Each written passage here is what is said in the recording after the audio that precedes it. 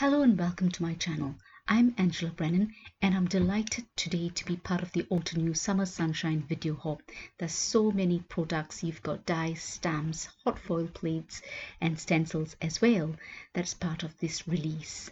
I show three main products. I've got the captivating blooms, the linear live tropical gardens, as well as the Monsteras leaves. Because it's quite a long video and you may be interested in only some parts of it, I have split it into chapters. So if you go to the description below, you will see the chapters that they're in and you can go directly to that part of the video. I'd be delighted for you to watch the entire video because I've got quite a few cards. Now I can't show the making of all the cards.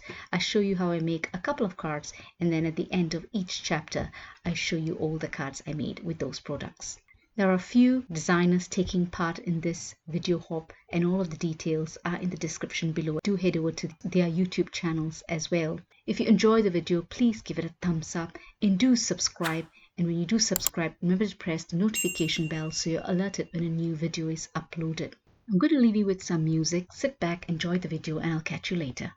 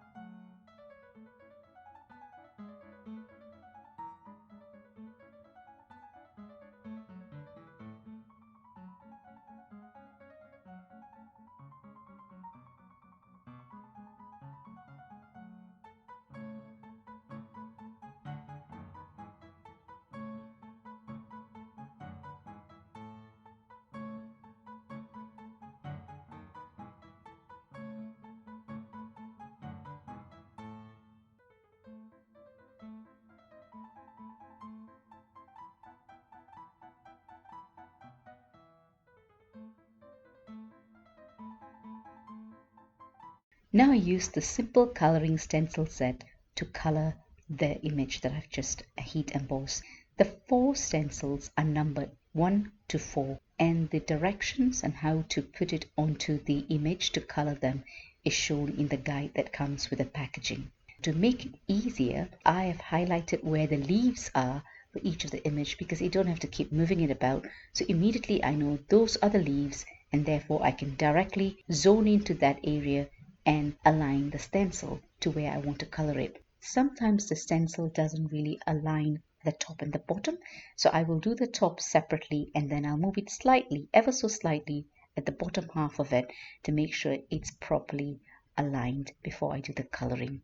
While he doesn't show separate stencils for the shadow, etc., after coloring the petal with a lighter shade of the color using a small blending brush, I use a detail blending brush to add a slightly darker shade of the same color to show areas that are closer to the center of the flower is a little bit darker, so giving a bit more depth to the image. In order to do this kind of stenciling, you need to have the right tools, and having a small blending brush and a detail blending brush makes all the difference to get the gradation of colors and depth that you want in order to make the image look more realistic.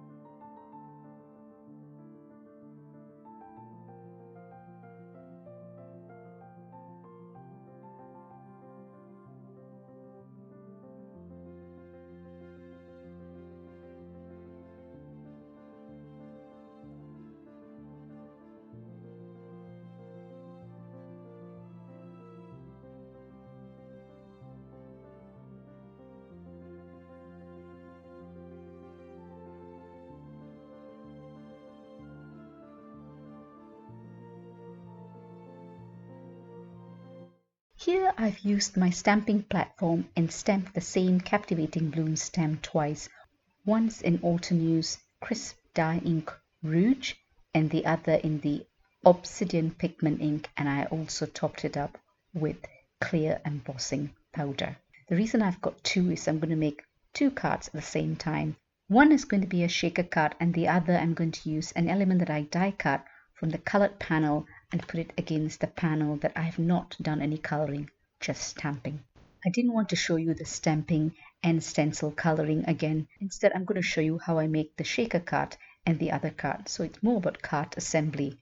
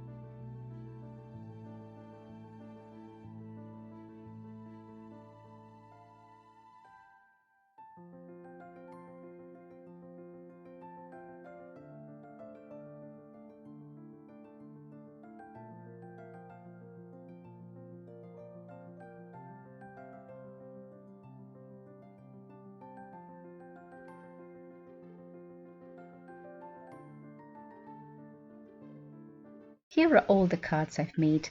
This is another shaker card I made. In fact, this is another card. It's a 2-for-1 card. But the other card, I've actually given it away to my friend's daughter, Sasha, who's just turned 16 in June. So this is the card, and here's a picture of the other card and both of the cards together. And this is the shaker card you saw me put together just now. And I just put Yay, the fancy Yay die card, and the other card which is the 2-for-1 cards that I made earlier. And this card was the first card I had stamped with antique gold crisp embossing powder, and I just used a sentiment strip stamp to put a sentiment there, always and forever. In this card, I added a sentiment and put a little purple glitter strip at the bottom.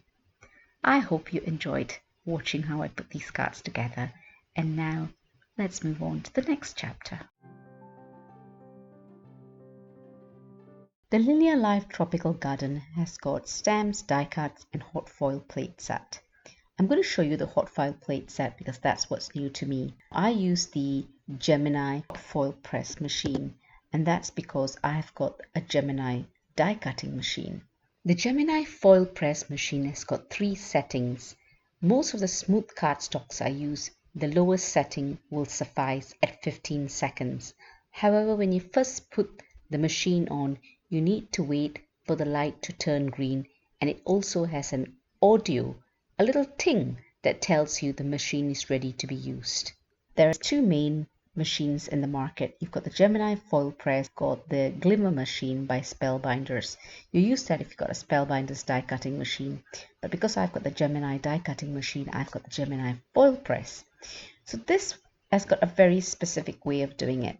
Now it's fantastic. You need to use specific foil for it. It's the heat activated foil. So it's not the deco foil, not that kind of foil that you use with laminating machines.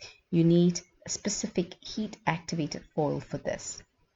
Here I'm using the Spellbinders foil. So how it works is you always put the hot foil plate against the shiny part of the foil. Think of that as the ink of the stamp. So you put that against the shiny side of the foil, and the dull side of the foil always faces the card. You've got the foil shiny side against the right side of the foil plate, the dull side facing the card, and then you use the hinge method. The hinge method is almost like the stamping platform concept. So if it doesn't quite work, you can always put additional foil in there. And that's why you use what I call the hinge method.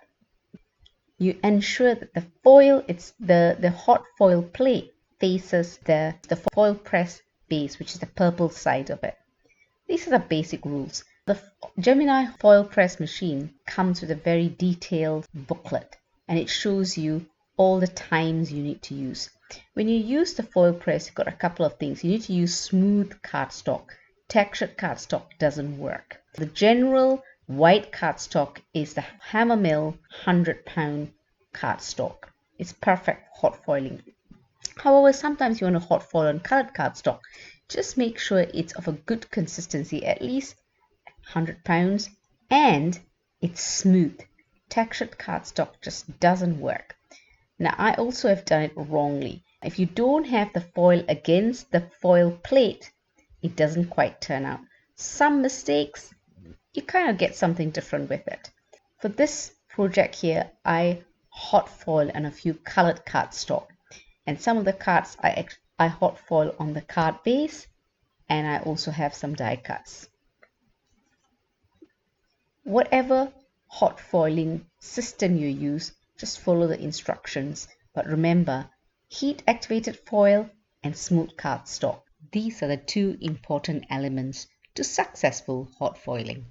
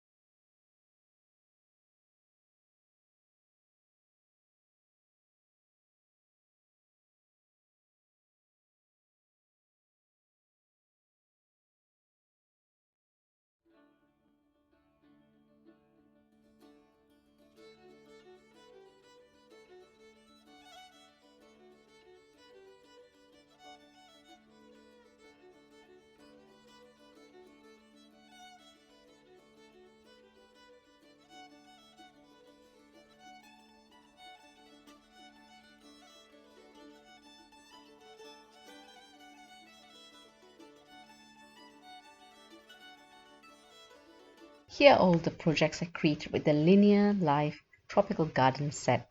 This one I just stamped with dyings and colored with the woodless color pencils. You saw me put this together, and the hello is from the Bold Greetings die set, which I hot foiled with gold foil. And here I foiled some of the leaves directly onto the base card and attached some of the gold foil die cuts with some embellishments. Same with this, with a Make-A-Wish from one of the sentiment strips stamps. You saw me make this card, and I added a couple of die cuts from the Just Leaves die cuts, which I hot foiled with gold foil.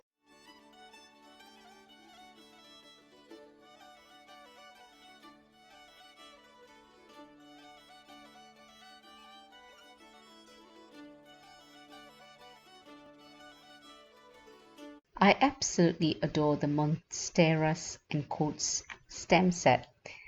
The sentiments in there I know I'll be using for a long time to come. Here I show you how I use the stencils. The simple coloring stencils is what I use mostly.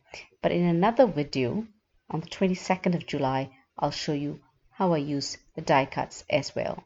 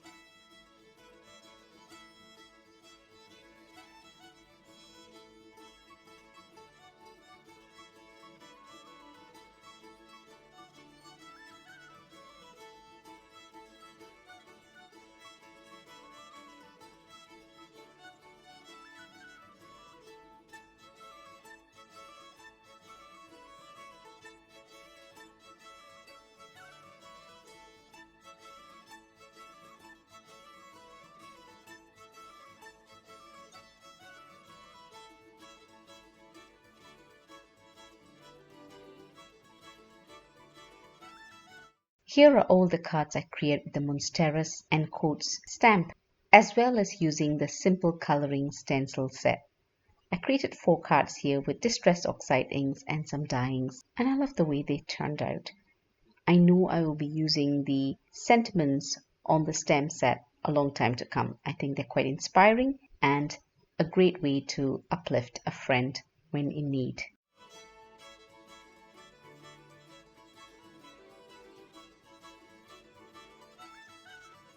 In the colorful card, I use a sentiment from the Across the Pond stamp set. I hope you will take time to leave a comment below and subscribe and have a chance to win in the Altenew giveaway. Also head over to the other designers' YouTube channels as well as the Altenew's YouTube channel. All the information is in the description below, and do head over to my blog where you've got more information on the VIDEOP as well as all the products used. Happy crafting, and I'll catch you at my next video. Thank you so much for stopping by. I really appreciate it.